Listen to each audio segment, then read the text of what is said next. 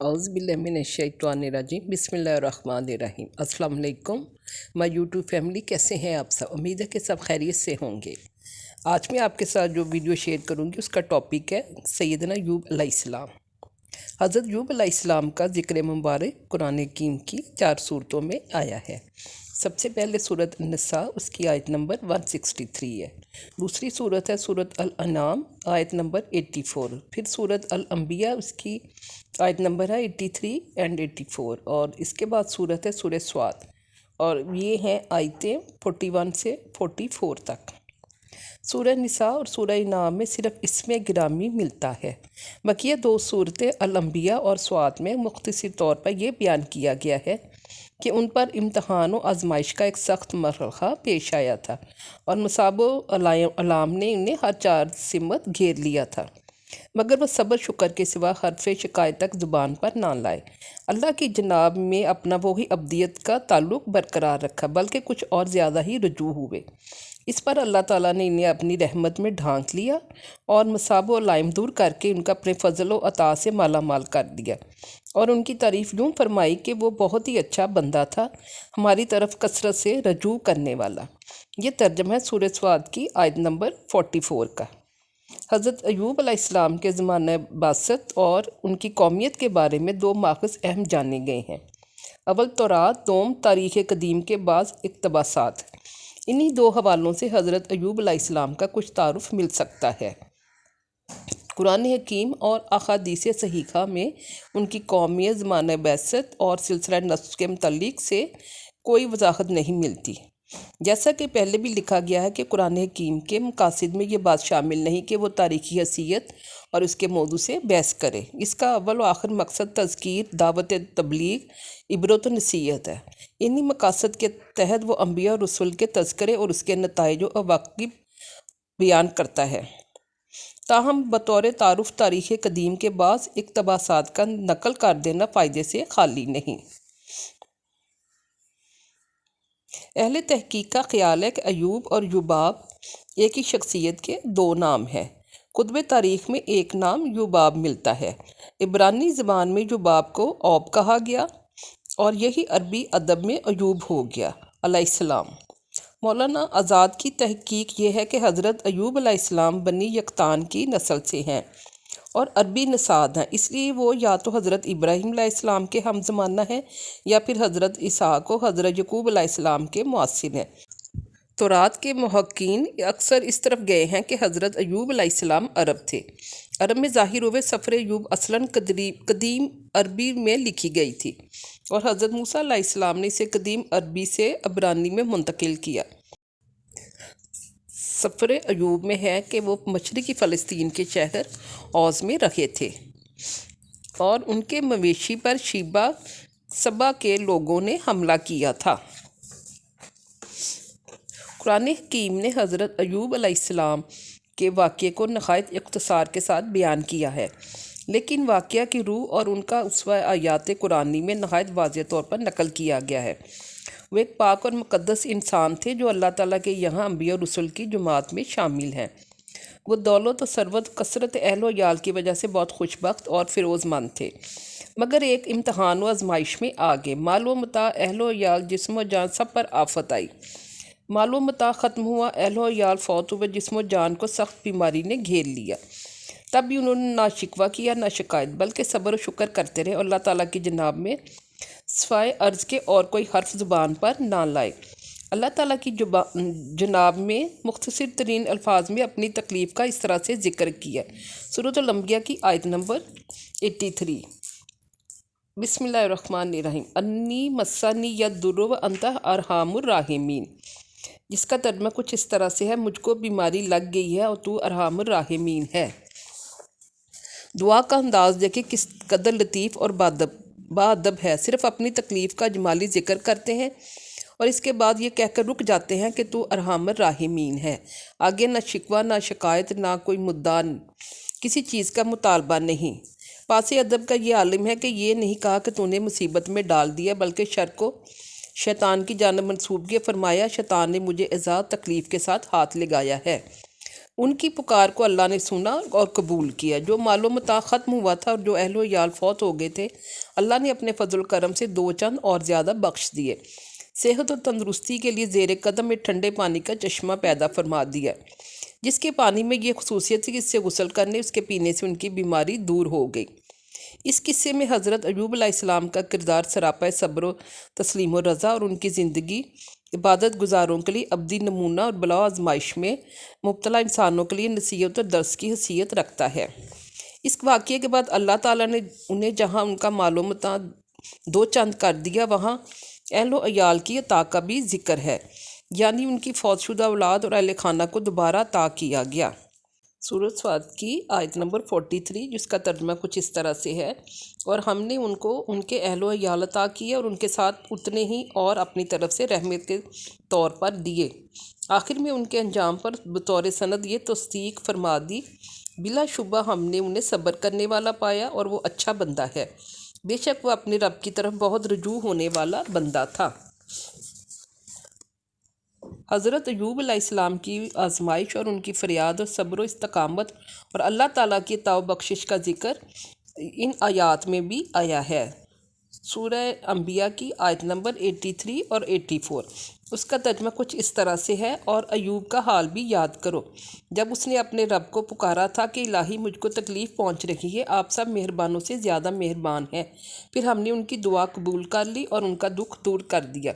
ہم نے ان کو ان کا کنبہ عطا کیا، ان کے برابر اور بھی اپنے رحمت خاص کے سبب دیا، عبادت گزار بندوں کی نصیحت کے لیے یہ فضل و کرم فرمایا۔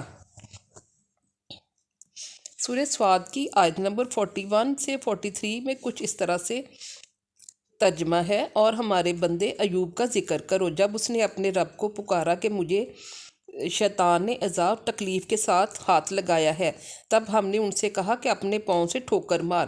انہوں نے ایسا ہی کیا اور زمین سے چشمہ ابل پڑا، تو ہم نے کہا یہ نہانے کا ٹھنڈا پانی ہے اور پینے کا بھی، اور ہم نے ان کو اس کے اہل و عیال عطا کیا اور ان کے مانند اور زیادہ اپنی مہربانی سے اور بطور یادگار عقل مندوں کے لیے۔ حضرت ایوب علیہ السلام کے زمانۂ علالت میں سب نے ان کا ساتھ چھوڑ دیا تھا، عزیز و قارب دوست احباب نے بھی منہ پھیر لیا تھا، صرف ایک بیوی نے اس تمام بیماری میں ساتھ دیا، وہ ہر روز ان کی خدمت میں رہتی تھی اور ان کے دکھ درد میں برابر کی شریک تھی۔ ایک مرتبہ ان کی بیوی نے حضرت ایوب علیہ السلام کی انتہائی تکلیف سے بے قرار ہو کر کچھ ایسے کلمات کہہ دیے جو صبر و شکر کے خلاف تھے اور اللہ تعالیٰ کی جناب میں شکوے کا پہلو لیے ہوئے تھا۔ حضرت ایوب علیہ السلام کو یہ شکایت پسند نہ آئی اور آپ کی زبان سے اس قسم کا عہد نکل گیا کہ اگر میں شفا یاب ہو گیا واللہ تجھ کو 100 کوڑے ماروں گا۔ حضرت ابن عباس سے ایک روایت نقل کی ہے جس کا خلاصہ یہ ہے کہ حضرت ایوب علیہ السلام کی بیماری کے زمانے میں ایک بار شیطان طبیب کی شکل میں آپ کی بیوی کے پاس آیا۔ نیک بیوی نے علاج کرنے کی گزارش کی، اس پر اس نے آمادگی ظاہر کی، اس کے لیے یہ شرط رکھی کہ اگر تمہارے شوہر صحت یاب ہو جائیں تو تم میرا اس طرح شکریہ ادا کرنا کہ آپ نے میرے شوہر کو شفا عنایت کی، میرے علاج کا یہی نذرانہ ہے۔ نیک بیوی نے وعدہ کر لیا اور اس کا ذکر حضرت ایوب علیہ السلام سے کیا۔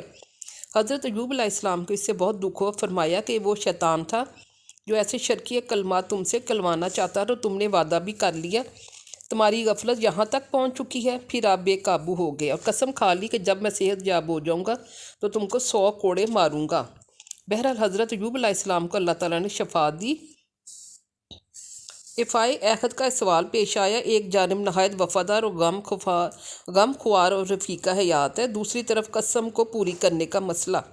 حضرت ایوب علیہ السلام سخت تردد و فکر میں تھے، لیکن بہت جلد اللہ تعالیٰ نے نیک بیوی کو شوہر کے ساتھ وفاداری کا یہ صلہ دیا کہ ایک خاص طریقہ سے اس قسم کو پورا کرنے کا حکم نازل کیا اور ارشاد فرمایا کہ آپ اپنی قسم نہ توڑیں بلکہ 100 تنکوں کا ایک گٹھا بنائیں اور اس سے اپنی بیوی کو ایک ضرب لگا دیں، بس قسم پوری ہو جائے گی۔ چنانچہ حضرت ایوب علیہ السلام نے ایسے ہی کیا اور اپنی قسم کو پورا کر دیا۔ اس واقعے کو قرآن حکیم نے بہت اختصار کے ساتھ بیان کیا ہے۔ وہ سورۃ صاد کی آیت نمبر 44 ہے، اور ہم نے اس کا ترجمہ کچھ اس طرح سے، اور ہم نے انہیں حکم دیا کہ اپنے ہاتھوں میں تنکوں کا ایک مٹھا لیں اور اس سے مار دیں اور اپنی قسم نہ توڑیں، بے شک ہم نے انہیں صبر کرنے والا پایا، بہت ہی عمدہ بندہ، یقیناً وہ اپنے رب کی طرف بہت رجوع ہونے والا تھا۔ حاکم اور ابن حبان نے حضرت انس رضی اللہ عنہ کا ایک اثر نقل کیا ہے کہ حضرت ایوب علیہ السلام 13 سال تک مصائب کے امتحان میں مبتلا رہے، حتیٰ کہ ان کے تمام وزیر و کارب نے ان سے کنارہ کشی اختیار کر لی۔ البتہ عزیزوں میں سے صرف 2 آدمی صبح شام ان کے پاس آتے اور خیر خیریت معلوم کرتے۔ ایک مرتبہ ان میں سے ایک نے دوسرے سے کہا، ایسے معلوم ہوتا ہے کہ ایوب رضی اللہ عنہ نے کوئی بڑا گناہ کیا ہے جس کی پاداش میں ان کو ایسی سزا دی گئی ہے۔ یہ بات دوسرے نے حضرت ایوب علیہ السلام سے کہہ دی۔ حضرت ایوب علیہ السلام یہ طعنہ سن کر بہت ہی بے قرار ہو گئے اور اللہ تعالیٰ کی جناب میں نہایت آہوزاری سے اس طرح پکارا کہ شاید کبھی کسی نے ایسا پکارا ہو۔ اللہ تعالیٰ نے وحی نازل کی اور انہیں یہ ہدایت کی کہ اپنا پیر زمین پر ماریں۔ جب انہوں نے ٹھوکر ماری تو پانی کا ایک چشمہ ابل پڑا۔ پھر ہدایت کی گئی کہ اس میں سے غسل کریں۔ جب غسل کر کے باہر نکلو تو پہلے سے زیادہ صحیح و تندرست نظر آنے لگے۔ پھر جب آپ کی بیوی نے آپ کو دیکھا تو وہ پہچان نہ سکیں۔ خود حضرت ایوب علیہ السلام سے دریافت کرنے لگیں کہ یہاں میرے ایک بیمار شوہر رہا کرتے تھے، آج کہاں چلے گئے؟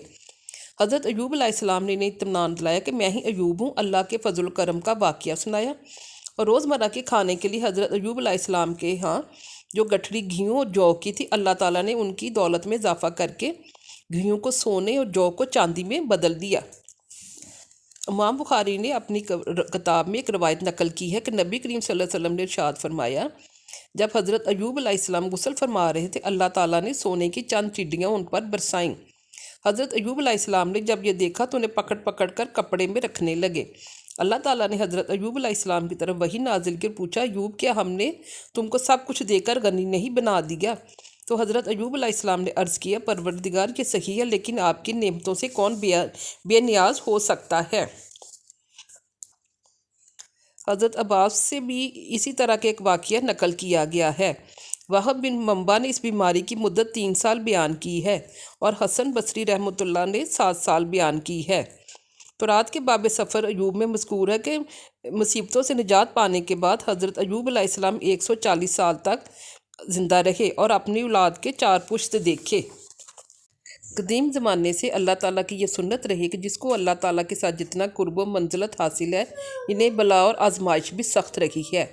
جب اس بلا کے پیش آنے پر ایسے لوگ صبر و استقامت سے کام لیتے ہیں تو وہی علام و مصائب ان کے دنیاوی و اخروی درجات کے بلندی کا ذریعہ بن جاتے ہیں۔ نبی کریم صلی اللہ علیہ وسلم نے اس حقیقت کو اس طرح سے ظاہر فرمایا ہے، مصائب میں سب سے زیادہ امتحان انبیاء علیہ السلام کا ہوتا ہے، اس کے بعد صلح کا نمبر ہے، پھر حسب مراتب و درجات۔ انسان اپنے دین کے درجات کے لیے مناسب آزمایا جاتا ہے۔ اگر اس کے دین میں پختگی اور مضبوطی ہے تو مصیبت کی آزمائش میں بھی دوسروں سے زیادہ ہوگا۔ حضرت ایوب علیہ السلام کا یہ واقعہ اس کی بہترین مثال ہے۔ دولت و ثروت، عزت و جاہت اور خوشحالی کی زندگی میں اللہ تعالیٰ کا شکر احسان کچھ زیادہ مشکل نہیں، آسان ہے، لیکن مصیبت، اسرت اور تنگ دستی میں حرف شکایت تک زبان پر نہ لانا اور صبر و استقلال کا ثبوت دینا بہت مشکل، بڑا کٹھن کام ہے۔ اسی منزل پر انسان کے ایمان باللہ کا وزن معلوم ہو جاتا ہے، لیکن جب کوئی بندہ اس حالت میں بھی ضبط و استقلال کا دامن ہاتھ سے خالی نہیں جانے دیتا، صبر و شکر کی زندگی اختیار کر لیتا تو بہت جلد اللہ کی دستگیری شامل حال ہو جاتی ہے اور اس پر فضل و کرم کی بارش ہونے لگتی ہے۔ حضرت ایوب علیہ السلام کی زندگی اس کی روشن مثال ہے۔ اللہ تعالیٰ نے اسی صبر و استقلال کی وجہ سے انہیں 2 چاند عطا کیا۔ ازواجی زندگی میں بیوی کی وفاداری، استقامت سب سے زیادہ محبوب شے ہے۔ احادیث میں عورت کو جنت کی بشارت دی گئی جو اپنے شوہر کے حق میں وفادار ثابت ہو، اور اس وفا و محبت کی قدر و قیمت اس وقت اندازے سے کہیں زیادہ قیمتی ہو جاتی ہے جب اس کا شوہر مصائب و آلام میں گرفتار ہو اور اس کے عزیز و قارب تک اسے کنارہ کش ہو چکے ہوں۔ حضرت ایوب علیہ السلام کی زوجہ مطہرہ نے آپ کے زمانہ مصیبت میں جس حسن وفا، اطاعت، غمخواری کا ثبوت دیا، اللہ تعالیٰ نے اس احترام میں حضرت ایوب علیہ السلام کی قسم کو پورا کرنے کے لیے عام احکام سے بالکل مختلف ایک ایسا حکم دیا جس سے اس نیک بیوی کی قدر و منزلت کا اندازہ ہوتا ہے۔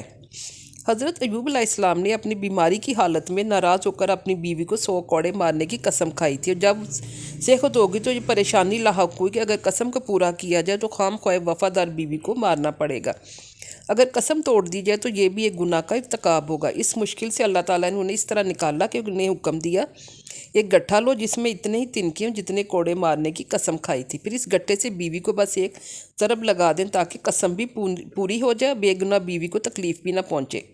یقیناً ایک تدبیر ہی تھی جو حضرت ایوب علیہ السلام کو بتایا گیا، لیکن اس قسم کے شرعی ہیلہ کی پہلے حقیقت سمجھ لینی چاہیے، ورنہ ہیلہ سازی کے حدود کفر سے جا ملتے ہیں، کیونکہ جو شخص ناپاک اغراض کے لیے ہیلہ کرتا ہے وہ گویا اللہ کو اپنے ذوق میں دھوکہ دینا چاہتا ہے۔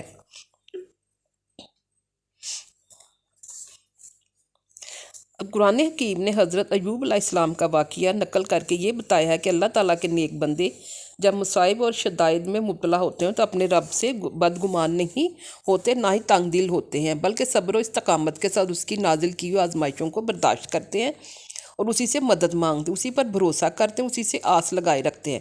علیہ السلام نے اپنے ناموافق حالات میں نہ صرف اللہ تعالیٰ سے اپنا تعلق برقرار رکھا بلکہ اللہ تعالیٰ کی طرف بار بار کثرت سے رجوع کرتے رہے۔